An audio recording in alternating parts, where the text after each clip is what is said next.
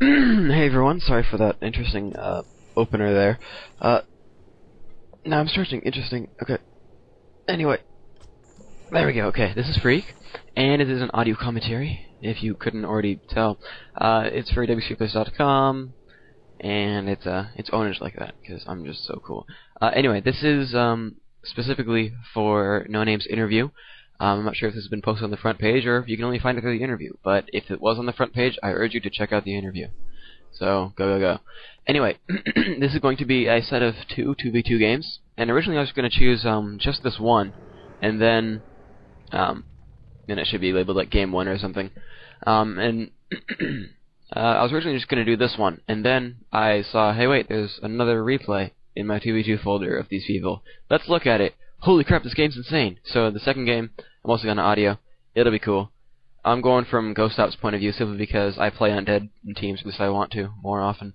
But it really doesn't matter. So anyway, go for the MYM team because it's GoStop and Susiria. So we're just doing that whole deal. This was from the most recent WC3L finals.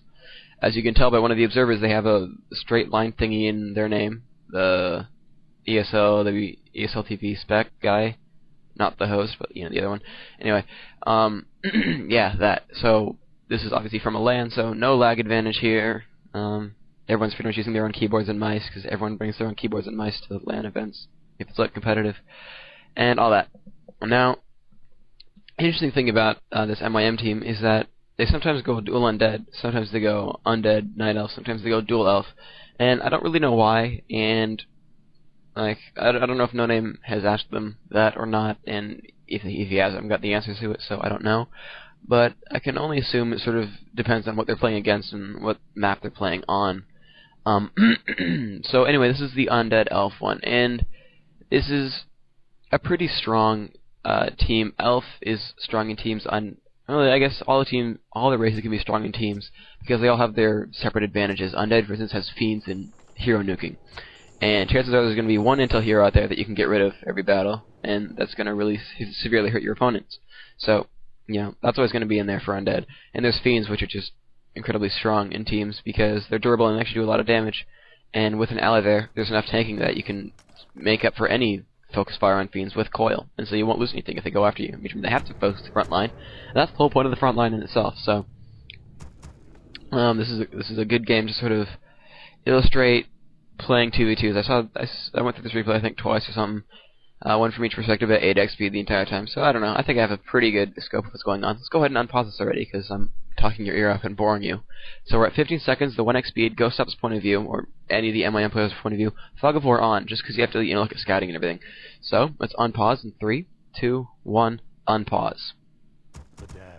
Now, while we're doing the build out, you can see Susiria's doing non-tavern and GoStop's going fiends. And that's pretty much very standard. Also notice right there, Susiria gave 100 gold to GoStop, because you can get a fast altar, and then a fast ziggurat right after. That is extremely important. You really just need to do that. So check it out. There goes the ziggurat, and I'll be getting the altar afterwards. I personally like putting the altar in front of the ziggurat, but whatever. You'll be okay. But anyway, I like it more. It's a good game.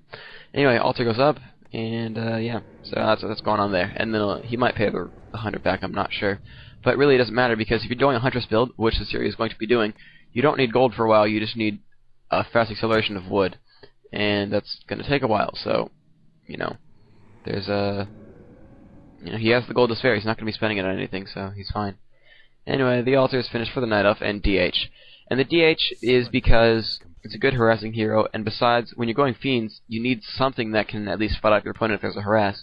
Potom can't fight off a harass. Keeper can't fight off a harass by himself. He needs units next to him. The Warden, yeah, she's okay, but she sucks at moonwells like crazy.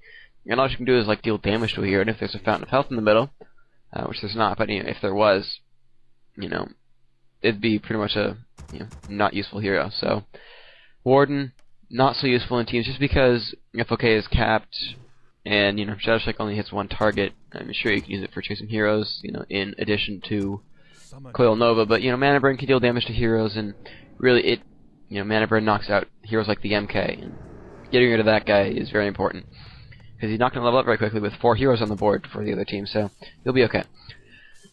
Anyway, you can see, right now the opponent's team is Orc Human, They are Zekard and Fat C. And that really doesn't matter, but anyway, these are going after Zekard's peon, doing damage. Now, you can see that Susiria has already scouted, and he's seen that they are pretty much across map from GoStop, and that's the best thing you could possibly hope for, is not getting easily harassed, because everyone loves to just rush those acolytes and kill them in teams. When you have two heroes, even if it's just two heroes alone, just, you know, like a Farseer and an Archmage, that can do a lot of damage. Like, it's really insane. Also, the hero choice for the SK team is a lot of summoning. You can see, I mean, of course, they're the standard heroes, but still, I mean, it's two summon heroes. You can have two water elementals out at the same time. You're going to have two wolves at the same time. And, great macro by Susiria there. Yes, I made fun of Susiria. Go away. Like, I realize he's better than me. It is a mistake. I can list mistakes, okay? Cool. Anyway, what Susiria is doing, though, is he's running by his trees. By his Ancient of War and his Tree of Life, because those things attack. And, if you didn't know, dealing damage to your enemies' units is a good idea. He efforts Ancient of War just because it's either a tempting target to focus, which is, you know, 1,000 hit points and 2 armor, you know, isn't going to die anytime soon. Plus, it gets to chase around the units and try to deal damage. Obviously, Susiria is not really hitting anything with that because he's run away. But you know, now it's micro time, and it's, you know, DK plus fiends versus footies, and you can do that pretty well. Yeah, that's pretty easy fight for the undead. So whatever, damage there, and it's coilable. So coil goes off, and coiling units is a great idea because it's like, you know, a kill. Also notice you got the second Ancient of War up there on the left-hand side because of that rush. Also, it's a little bit hidden, and also if they rush the undead, he's got units close by. Proxy Raxes are extremely useful. Proximity Raxes are very good things to have. Like, I mean, if they're like at least somewhat like safe, like, you know, it's possible to be it's possible to defend it, then by all means do it, because, you know, to put it in a useful location. I mean, it's not going to matter if it's, you know, another 5 inches closer to Zekard's base. It matters if it's close enough to defend a rush against his ally, you know? That's an important thing to do, is to sort of have more of it really, one of the first things you have to get over, I think, in 2v2 is playing it like a 2v2 and not sort of two players both trying to achieve the same goal. It's a team really achieving the same goal, which means you need to sacrifice a lot. You need to really realize that you can't always be doing the same thing at the same time. And I mean, you're really going to see that more in the second game, I think. But also, you see split creeping is very important because, look, yes, I realize you can, you know, creep bigger spots together, but there's not that big of a difference because you're going to have Mass Tier 1, and Mass Tier 1 doesn't creep that effectively, okay? You're not going to be able to creep a red camp very easily with, you know, 4 hunts and 4 fiends, just because that freaking granite golem's insane. However, you can creep any of those orange camps with that same army. I mean, just 4 hunts or just 4 fiends. So there's a big, you know, difference between an orange camp and a red camp. You can't do it with, you know, both players' combined Tier 1 army. Anyway, you see their tactic right here is mass hunts, mass fiends to open, fast creeping. Now, also he's getting hit by Zekard's forces right here. You see him picks up Unholy Aura, but you know, he's got these impa grunts, whatever, going after him.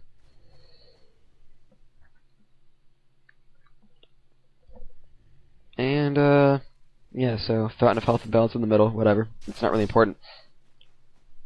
For those of you who didn't know, Susiria and GoStop are Korean.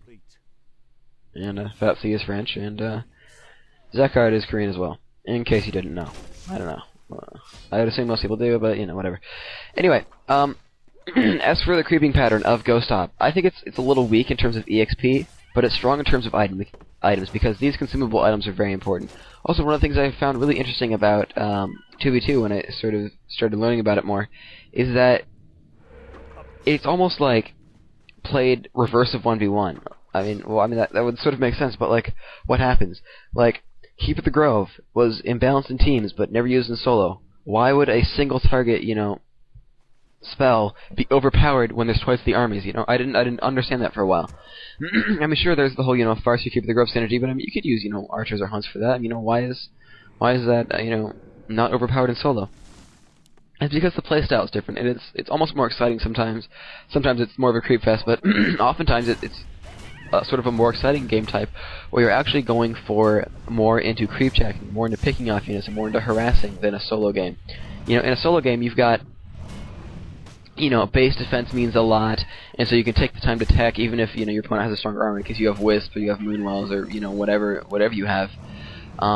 Whereas in teams, you only have one player's base defense versus 2 armies, and if you're both taking it at the same time, guarantee you they win. Guarantee you they win. And base defense can only do so much. I mean, of course you get mass tower, but I mean, still, please. You know, that's not going to do that much for you. So, you know, you can't do this sort of risk strat so much, because if one player does a, if one team does a rush strat, one team does a tech strat, the rush strat is going to win, because base defense can't handle that much of an advantage. Also, what I thought was interesting is that raiders are still used in teams, which is odd, because all they do is ensnare single targets. You know, they don't have really good combat proficiency. I mean, sure, Susiria is going Huntresses, and yeah, that does matter. You know, you've got siege damage, but you know, Huntresses deal normal damage, and they have splash. I mean, I think they can beat raids because they have, you know, extra armor, and their hit points are practically equal, so that really isn't much of an issue. But you know, that's sort of odd.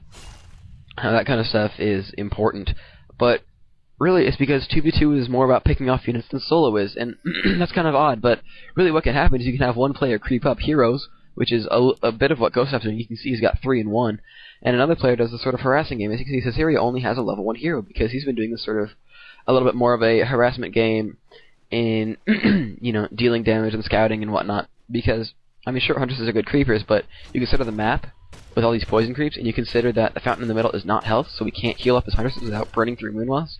And, you know, he doesn't have the ability to creep the map effectively with Huntresses, and switching up units into something like archers, that's really difficult to do because of Shockwave and Chain Lightning. I mean, you know, it is possible to level up heroes quickly in 2v2 if you just take one hero and you creep it up with armies, you take the remaining 2-3 heroes and you go harass a base. I mean, that's possible. You know, it can happen. And you can see right there that GoStop was trying to just creep up his Lich, trying to get him to level 2, and then eventually to level 3. But you can see Susiria now doing continued creeping. He finally gets to a camp that doesn't have a lot of poison and goes after it right away. And meanwhile, GoStop is still creeping these little mediocre creep camps, and really I'm not sure why. I don't play teams enough to know why he's creeping these small camps. I'd personally love to have a bunch of persistent items in my heroes. You know, have, you know, plus strength, plus attack speed, plus damage, all this stuff on my Death Knight and Lich, and, you know, have a mana potion and whatnot by creeping, you know, various difficult camps. As for why he's just, you know, trying to get like a Wand of Lightning Shield and like Sentry Wards, well, Sentry Wards and Wand of Illusion are scouting items, and that means, well, it means creepjacking, and I don't know why creepjacking is so much more important in 2s than in solo. Mostly it's probably because it's easier to find an army in 2s than in solos, and also it's more devastating if you force 2 TPs rather than 1 in teams rather than solos. But, I mean, I don't know. I don't know for sure, but that does kind of make sense. And you can see right there, Susiria doing continued harassing strats. And he just barely lost Huntress there, but you can see, you know, that's sort of this game plan that they're doing. And it's, you know, sort of a split game where you have one, maybe you're forcing 2 TPs for the cost of 1, where meanwhile the other player is creeping, and so they're gaining money from creeping, they're gaining items and EXP from creeping. You lose 350 gold, but the other team loses 700 gold, and, you know, if you can just, you know, pay him for that, then fine. So, doing creeping, getting good hero levels, you can see 4-3 is a big freaking deal. And creepjack style. Here's a creepjack, and now check out what's going on. You know, he sees the raids in front, you know, sees, you know, focusing the raids, then he also sees alt key, weak creep. Get rid of the weak creep, because it's going to be dealing a lot of damage to you. Now, Coil goes off, Nova goes off, and you really want to get rid of Raiders first. You're playing Undead versus Orc, Raiders first, guarantee. Also, notice the great sort of choice of unit and the great cool idea of Susiria. Staff of teleporting to the ensnared fiend. It's not going to be able to run away, so you might as well, you know, you're not limiting its movement capabilities. I'm sure it's not attacking for a couple seconds, but I'd rather have a DH than you know, a fiend for a second and a half, please. So you can see this DH down here, and it's really helping a lot. You know, mana burning the TC, mana burning the Farseer, and I mean, GoStop's not even lost a unit yet. He finally loses 1 fiend. He's about to lose a second one, unfortunately. No, he loses 1 fiend. Look at that Imba micro. I mean, that's a lot of why Undead is very strong in teams, is that if you have good micro, and it's, you know, 0 lag because you're playing on a land, you can rip through Orc. I mean, just like that. I mean, he had, you know, essentially the solo counter. You know, he had raids, he had, you know, grunts, he had wolves, and he had, you know, the FSTC and everything. But the thing is, the hero levels were very different because of the playstyle of MYM. You know, Susiria kept doing harassment, and that's very strong. You know, you continue to harass your opponents, and they're not creeping. I mean, it doesn't really matter what level your DH is so much because, I mean, look, it's got mana burn, and yeah, mana burn powers up, and you know, evasion makes him tank better, but he's not doing like game-turning spells. Like level 3 coil is a game-turning spell. You kill that archmage when it's like mass teleporting around. That's a game-winning spell. Mana burn, not so much. Doesn't do as much damage. Yeah, mana, you know, the whole mana burn aspect can help, but it just doesn't do as much as a freaking Imba coil. So there's that. Also, Wisps and Balance, getting rid of summons, is a good idea as well. Now here we go, and they're going right after Fat C's base. And again, this is what they're doing with this whole, you know, harassment game, knocking out what they can, you know, doing damage, and that's really one of the most annoying things that can happen as humans, is that you don't really have anywhere to hide your peasants. I mean, yeah, okay, fine, he finally ran away too, but I mean, he's gonna lose his main hall, he lost his tower and stuff. And here's giant mistake time. Zakar does not have a TP, and that's so hurtful for Fat C. I mean, holy crap, that just sucks. I mean, that pretty much loses the game for them because lack of communication, and that's probably, you know, a very big deal when you're not, you know, we don't have 2 Koreans or 2 French people. You got, you know, this sort of interlanguage matchup where you can't communicate quite as easily, and I'm sure they're sitting next to each other and they're like saying TP, TP, and then, you know, Zakar trying to find the words to say I don't have a TP in English. Yeah, good luck with that. You know, and I think that was a major factor in this game. I mean, it's just the communication aspect, because you need to make sure you know what your ally has, whether it's clicking his hero or asking him. Also, something I'm bringing up, there's one thing I was going to bring up that I'm sort of forgetting about right now. I know there's something else I was going to bring up, but also, if you have shared control, instead of saying, move your DK, coil this, just click the DK and coil it. That's what shared control is for. You don't have to say on vent or on chat, do this, do that. Just move them, and on vent say, here, I'm using your hero. Don't try to do something. You know. Also, it's also good manner in a battle. Try not to micro your opponent's forces unless it's something that's like obvious that he just doesn't see, like he's getting rally checked or something. You know, move it away. But I mean, also give preference to the person who has the unit. If you're seeing it fight, let go of that unit. You know, if it's getting conflicting orders, let go fast. It's his unit, let him do it, you know. I mean, just as a rule of thumb, so that you're not having it run back and forth, and not doing any damage. So, you know, give preference to your ally, because, like, it's his unit. I mean, it's just the rule of thumb kind of thing to do. And if you have better micro, you know, if you're giving conflicting orders, it's better to have a bad order than no order at all. So, that's what's going on there. I'm trying to remember the other thing I was going to say, but I freaking forget. Hero levels. Oh yeah, now I remember. Sweet. I just remembered. Sweet. Just as the game ended. Upkeep. Upkeep matters when you're giving money. I don't think it matters in terms of wood, but look, if you give your, you know, if let's say your ally is in low upkeep and you give him 1,000 gold, he receives 700 and 300 gold. It's just gone in the forces of being it. It's just gone. It's just not there anymore. So, you know, if they're at low upkeep, or if they're at high upkeep, then they get 4 of every 10 gold you send, and that's pretty pitiful. I mean, it's bad. So if you're going to feed your ally, feed him right when he's at 50 gold, or 50 food, sorry, and then, you know, go from there. So, now the second game, pulled with 12 observers, if if I didn't number them right or something, we have now Mad Frog Survivor versus GoStop and Susiria, and this game was pretty freaking insane. Now, I'm not sure why Susiria is going random. I don't know at all, but anyway, going from GoStop's point of view again, 1x speed, 15 seconds, standard thing. I'm paused there, and I'll just talk your ear off for a little bit while you're getting there. And this one's online, so there is that whole lag deal. They do, I believe, have a US host because they have 2 Europeans versus 2 Koreans. That would make the most sense. This you've got like Eastern Europe host or something, which is like almost decent, like maybe like China host or something. I don't know. In any event, we have, you know, a bit of lag for each player, but you know, it's fine. Now, we have the undead human side versus dual elf. And dual elf is kind of cool in that you can go with Imba, Mass, Hudson, Potom style. But you're going to see what happens in this one. That's really pretty interesting. I thought it was a pretty good game. Let's go ahead and unpause right away. So if you're not there, pause the commentary, get the replay to 15 seconds, unpause, and we'll move on. So 15 second 1x speed, GoStop's point of view, no fog of war on my point of view. Keep that checked. No auto camera because that would kill fog of war, and it's just lame in general. Okay, let's go ahead and unpause in 3, 2, 1, unpause. So here we go. We have Graveyard and Crypt going up. Standard Fiend build. His ally doing standard human build. Nothing going on right here. So, no wood is again the map. Human probably again going to be doing the scouting because really, you don't have Ghoul's Necklace, especially when you're doing a Fiend build. It's going to screw up your food count. or your wood income or something. So you just don't do it because like noobish. All right. Now, putting up the ziggurat, putting up the altar next, etc. You know, doing just kind of standard stuff right there. And pretty soon we'll be seeing the build sort of diverge a bit. And you know, some units will be coming out. So really, it's just sort of the boring part of the game. He's got his altar right there. You know, nothing really special happening. Don't know what to tell you about it. So yes, this is the part where I sort of talk about random stuff. So, in that last game, there was a fiend that had about 5 HP.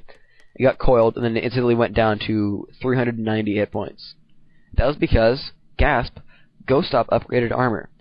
For 150 gold, he saved a 215 gold unit.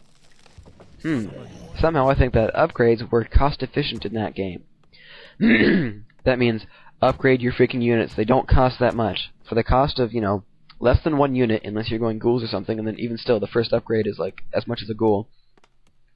You're getting more than 10% of that ghoul back. You know, either if it's in terms of damage or in terms of effective hit points. It's more than 10%. So if you've made 10 ghouls, that upgrade saved you food, and every ghoul past that is going to be, again, 10% better, which means you can grab coils on them better, statues are more efficient, you know, surrounds are better, because you can only, you know, essentially surround with so many units, and so once you've got, you know, 6 units hitting it or something, I mean, you can only have so many units hitting a target, right? So, you know, you've got more going on there, and it's just better, etc. Susiria doing creeping, standard thing right there, you know, just 420 hit point footies, dealing damage, not focusing the null poachers, which is dumb, but I mean, who cares at level 1 creeps. And he's going to kill his Imba water elemental, so that it's not free experience for whoever's harassing. Because right about now, Nettle should be harassing. You can see this Imba peasant scout sees that there is a Keep of the Grove. Keep of the Grove is one of the favorite Night Elf heroes, and oh look, another Keep of the Grove. Dual Keeper mass hunts Gosu, or you can see that he's got a spirit tower up, because that's pretty much the best thing you can do to fight against heroes. Also, it's also the best thing to do to fight against huntresses. An Dreaming Tower probably does the most damage to heroes, roughly, just because it slows down. Doesn't do quite as much damage. I don't know if it attacks as fast, but it slows down heroes, which allows you to focus on them more, and overall deal more damage. But when you're facing something like Dual Elf, you know there's going to be mass hunts, and you know they're going to hit one of them hard at about 8 minutes in, something. You know, they're going to get you to hit with hunts, get out, hit with hunts, get out. Especially because there's a fountain of health in the middle. It means you can let them get poisoned and hurt all you want. But if you control the fountain, you can keep doing that forever and ever. Luckily for the MYM team, there is a human who can use his shop. Still, it's tough. And also, you see with the Dual Keeper that there is going to be a rush strat, you know. If it was like Potom and, you know, some other crap, maybe like a Beastmaster or a Firelord, then you'd know that they're doing a creeping strat. And so, that's one of the things to even think about, whether you're playing twos or solos. The hero choice denotes their strategy. It does. I mean, you can see that the Peasant Scout saw Hunter's Hall and an Ancient of War going up, and this Death Knight Scout's going to see 2 Ancient of Wars up, and he's like, oh, okay, that's what's going on. Now you can see, again, this Huntress Rush, he pretty much called it. However, there's Imba Entangle, knocking out, well, almost 2 Acolytes. He managed to save 1 because of lack of focus, but, you know, they're now having to focus on whatever they can. Picks up the Ghoul, and he's using that just to focus away that Keeper as fast as possible. And you can see, works pretty well. Well, I mean, it's the best thing you can do, so might as well try. Hits the Hunters down to 110, but, you know, that's all he's doing. And he has lost 3 Acolytes to Imba Huntress Rush. However, luckily for him, his tier 3 is about 2/3 done, and you can't cancel at 2/3. You just have to wait it out. You just have to. I mean, there's nothing else. There's really no other choice. You're going to have to do that. Now, meanwhile, you can see right here that he's not building any fiends. He knows he needs a hero at tier 2. He needs to spend money on Echoes at tier 2. So he's saving his money, his limited money, to buy himself some Imba hero and Acolyte stuff. However, he realizes he's going to need a ziggurat pretty soon. Like, you know, he's going to put up the Acolytes, he's going to have to put up a hero, and then he's going to need to put up a fiend, and he doesn't want to have to wait for a ziggurat to do that. So he's putting it up now because he doesn't have anywhere to spend his gold anyway, and he can already spend his gold on Acolytes, so that's okay. He's keeping his fiends at home because he knows he's going to get harassed again by hunts. He's going to do the best he can to sort of belay that, Also, you can see Step Teleportation is good, and now she's going to keep focusing on Wisps. He can staff home whenever he needs to now, because it's cooled down. And, oh look, Huntress Rush on the human player. And he could kill the guard tower. He really should, actually. Survivor should go for that guard tower. In my honest opinion, Imho. But, repair on the guard tower equals good game. Huntress bounce on Peasants equals good game as well. And here's one of the cool things you can do in teams. Ask for money to, you know, get rid of that whole I don't have any cash deal. Because he can finally put up his tier 2 building, and he can finally put up his hero. Which, you know, one of which he wouldn't be able to do. So, Imba Death Coil kills a Wisp. Good job, etc. Still got that shift click imbalance. And he's going after some more Wisps. Good job. But guess what? Keep it the Grove. Good game. Surround doesn't matter because the staff is overpowered, or. And so, he's back at base. He's going to do some creeping friendly pretty soon, I would believe. And you're going to see pretty soon one of the cool things about team games that you can't do in solo, really, just because of how it works out. And you'll see it's pretty interesting. Anyway, he's going now for creeping because he realizes, look, I have a level 1 Death Knight. I'm going to have a level 1 Lich. That is almost nothing. You're never going to kill a hero. Hunters are going to be hard to kill with only 3 Fiends, you know.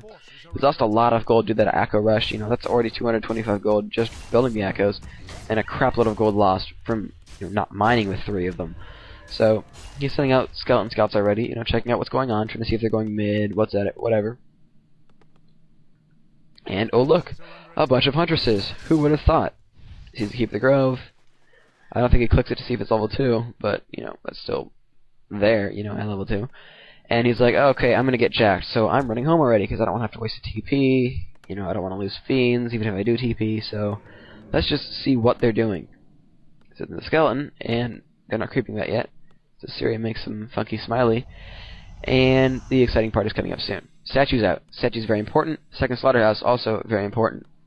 Now, as for why it's going Second Slaughterhouse, a lot of it is because Destroyers own, Statues for healing against Huntress Bounce owns, and this, which you're going to see very, very soon. Mass Huntress attack. Sure, there's the tower there, but, I mean, you've got, like, 20 Huntresses, who cares? So, he kills the shop, which means no potions, no TPs, whatever, you know, no quick towers. And right now Susiria says, crap, I don't have the army to do anything. And he says, oh look, they're also building towers, so guess what you have to do? Build meat wagons, and he's going to be doing that. GoStop says, look, I can't fight that army either. Look, that's too many units. We're going to be way too cramped. I mean, they have good Hunters positioning. If I TP, I'm going to lose my whole army.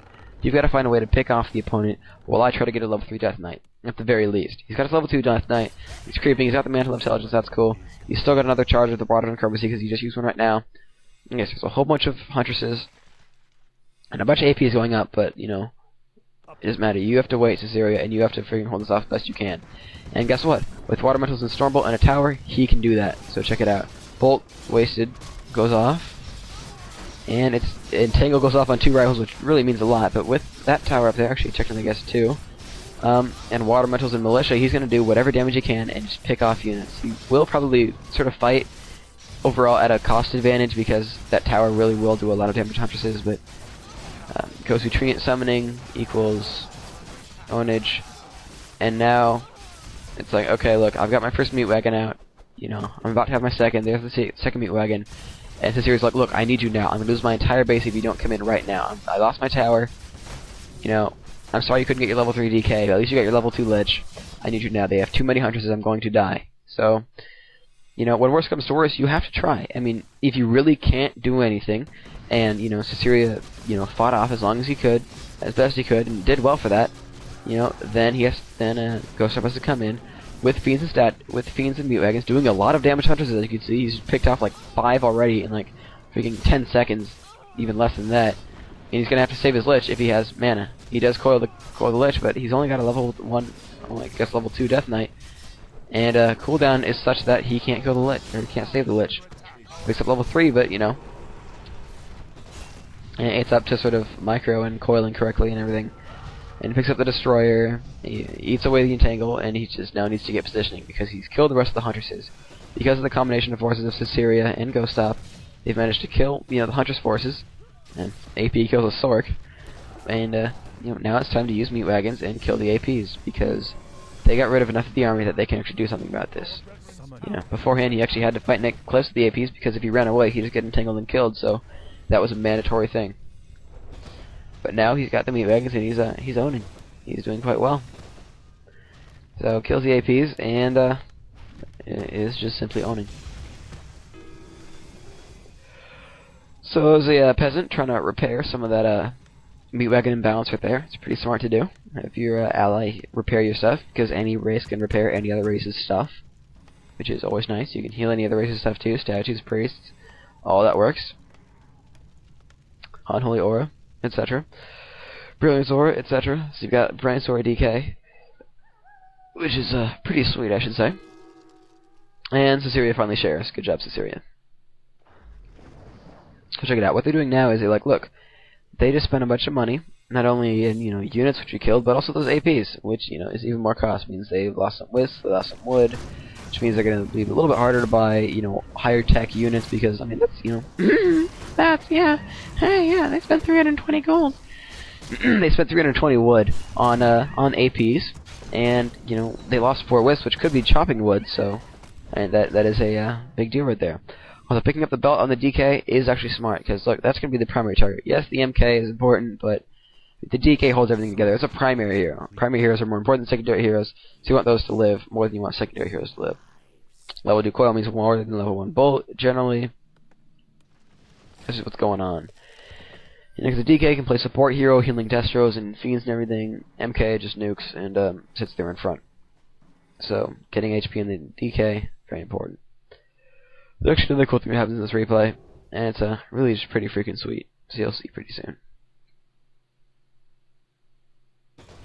In any event, you can see focusing on Moonwells with meat wagons is complete imbalance. They just die in 3 seconds. Please buff flame check to compensate. So Moonwells dying is always nice to get rid of. Really, that's really the first thing you should focus when you're fighting in a Night Elf base. Get rid of the Moonwells. It freaking matters. Notice right there they're actually pulling back, because they thought, well, a TP must be coming. I mean, we're killing freaking Moonwells. I mean, even if both players are TP'd out right now, they'd practically be at an advantage against those Moonwells. After they kill this Moonwell, it is actually at an advantage. That's 700 and 40 gold lost. But look at this TP. Look at that perfect freaking Nova and clap. But guess what? Healing scroll. Good game. But anyway, now they have to try to get their positioning. Now let's pause it up and try to just describe what's going to happen. Let's pause in 3, 2, 1, pause. I'm at 1327. It's almost 1328. Anywhere around that number is good. If you're below it, get up to 1327. For instance, if you got aimed or something. And check out what's happening. Sure, the Night Elf army is now spread out a little bit more, but I mean, look at the armies. You think, wow, there's no chance that these Zendas can look. I mean, look at all that archer dot. They all have protection scroll on them. There's a bunch of huntresses, and there's Treants, and I mean, 2 level 4 keepers versus 3-2 and 4-2. I don't know. Those heroes are pretty good for the Night Elves. I mean, 4-4 versus 4-3-2-2. It's close. It's close. So, I mean, the armies just look so insane for the Night Elf, but you have to realize they're 2 food units, and they have 300 HP max on everything but the Dryads, at least for Mad Frog. Survivor was got 600 HP Huntresses, but those are owned by Crypt Fiends, those are owned by Meat Wagons, those are owned by Rifles, those are owned by Watermelons, those are owned by Nuking. Really everything has pretty low HP. I mean, really everything in this game is low HP. The highest HP unit is the freaking, Huntress with 600. The Destroyer, okay, but that really doesn't count because it's tier 3 unit. But, what's going to happen is they're going to be pretty much mass focusing whatever does the most damage. Which means Huntresses. They're going to be using AoE on, well, it's sort of most damage versus hit points. Huntresses die faster than Archers do, I think, to Fiends. I know they die faster to Siege than Archers do. And they do pretty similar damage, so it's good to get rid of Huntresses because that also costs more and gives you more HP, which levels up your heroes, which means you can use them for damage. But now, as for Frost Nova, though, Archers do a lot of damage, and they're so packed that Frost Nova does a whole lot. And you can see right as the battle started, Frost Nova just ate up 9 units. I mean, obviously didn't kill them, but it slowed them down, and then Clap slowed down 8 or 9 units, and that's a lot of damage loss right there. Half attack rate to 8 or 9 units for a good 7 seconds or something. That does matter. It does matter. So, that's useful, but, now we're going to have a bunch of mass focus going on. This row's going to be eating up Protection Scroll, eating up Fairy Fire, and Meat Wagon's going to try to, I guess, pretty much focus on dots. I think that's what Meat Wagon should focus on, is killing dots, because they can kill them in one volley each, roughly. So let's go ahead and unpause, and check out what's going on. So, 3, 2, 1, unpause. Coil goes off on a Fiend. Healing Scroll goes off for the team. And, just mass focus. So, Death Knight is taking a lot of damage.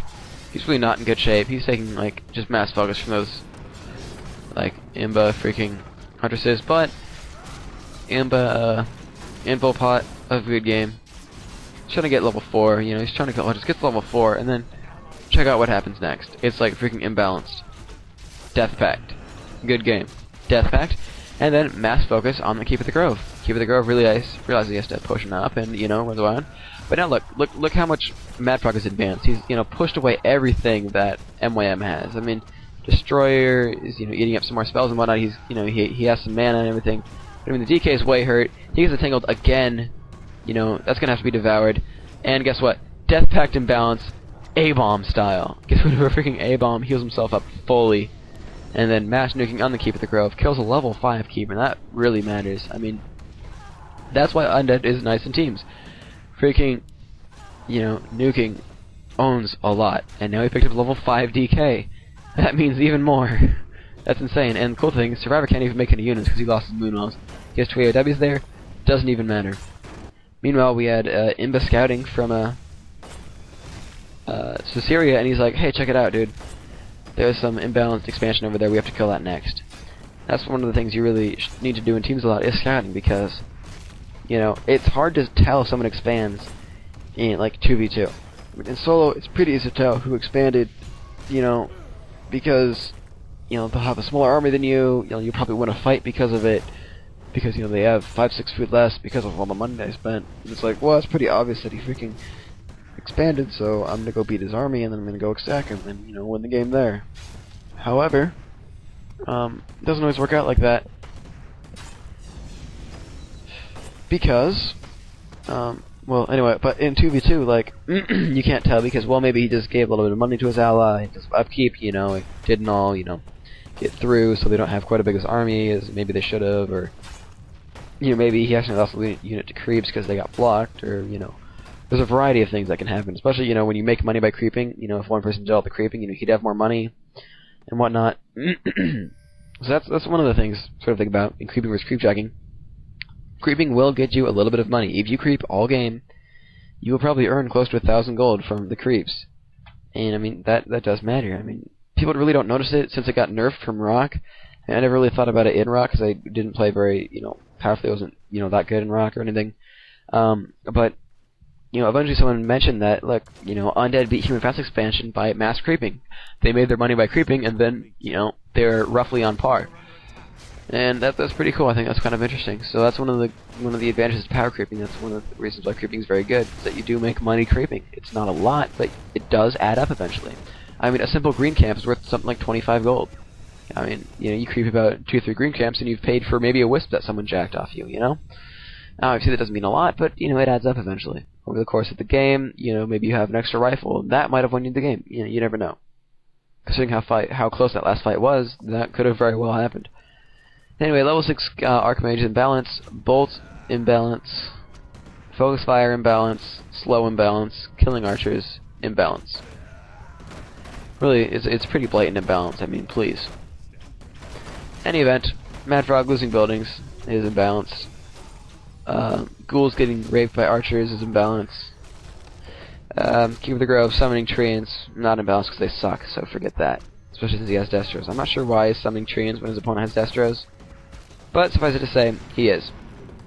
Picks up 200 something mana from picking off a buff and eating 2 summons, so hey, thanks for the free damage, you're getting owned now. Destroyer eats some more stuff, and you can see you got a little bit of a jump in HP right there from that. But archers move forward, and good game. Stupid Destro noob. So, this is right now where heroes reign. When you have mass sort of an archer dot kind of a thing, yeah, it's a good idea because they do a lot of damage, but Coil Nova owns that so much, So, good game. And the arm's just falling apart. So, good game. You know, nuke on the Keep of the Grove. Keep of the Grove dies. And the game is over. Frog says GG. Survivor says GG, and this is over at 1825. 1824, I guess, on the end screen, but the replay said 1825. And, yeah, that would be, this game. Or 2 games, whatever. And, I mean, yeah, I mean, 2s is a lot about communication and, you know, taking some sacrifices, you know, giving 400 gold to your ally so that he can get his lich out, for instance, and putting up a slaughterhouse. And even sort of creeping when you're getting attacked. That's something that you can see even in solos a little bit, but to a lesser extent, that you actually creep for, you know, certain things. One thing I remember hearing in Ether commentary on Warcraft Strategy, because I downloaded one of them, he was playing against a human player or something, or maybe it was like Undead or Orc, I forget, anyway. But he was on Turtle Rock. This is before Turtle Rock was changed. This was where you could get Furbolg Stone from the creep camps between the mains. And I mean, this is exactly what he said. He's like, look, I'm creeping the spot between the 2 mains because I'm hoping for a summon item. Like, his opponent had a much bigger army. He's like, look, I'm getting attacked in my base. I need to pray and get a summon item. That's how I'm going to win this game. Sure enough, he picks up Furbolg Stone, TB's in, Furbolg Stones, kills off the army, his opponent TB's out. He only got that because he crept. I mean, if GoStop had come in right there when his ally was getting towered, no doubt in my mind he would have lost. They would have lost that game because there was too many huntresses. Instead, they sort of egged their opponent on and said, here, come fight my single human army with my tower in here. And you know what they paid for it? I mean, they each lost as much as Susiria lost. So that when GoStop came in, he was fighting 2 half armies versus his whole army, and just a little bit of an army from Susiria. And that was enough to push him off, which is really stellar. I mean, you cannot be overzealous in teams, especially when there's something like base defense, like a tower. You know, and that's one of the things that's kind of frustrating when you're like, dude, we have better armies. I mean, you know, we're building towers, and we should be able to easily win this. Well, I'm sorry, but if you don't actually have some kind of siege, towers can't fight off huntresses. Which is why you don't mass huntresses. You use ranged heroes, you know, or ranged units. You know, just like in that first game I commentated, where you know the huntresses went in the back, but the fiends were focusing the arcane tower. You know, yeah, the huntresses took some hits, but I mean, they instantly went for the tower. You can't, you know, fight an army plus a tower when you can't get rid of the tower, because towers do a lot of damage. They have really high damage per second. And ultimately, I think that sort of lost the game for the SK team, is being way too overzealous. So, that'll be the end of this. And, Phreak signing out, etc. Good game, Buff Flame Strike, and bye.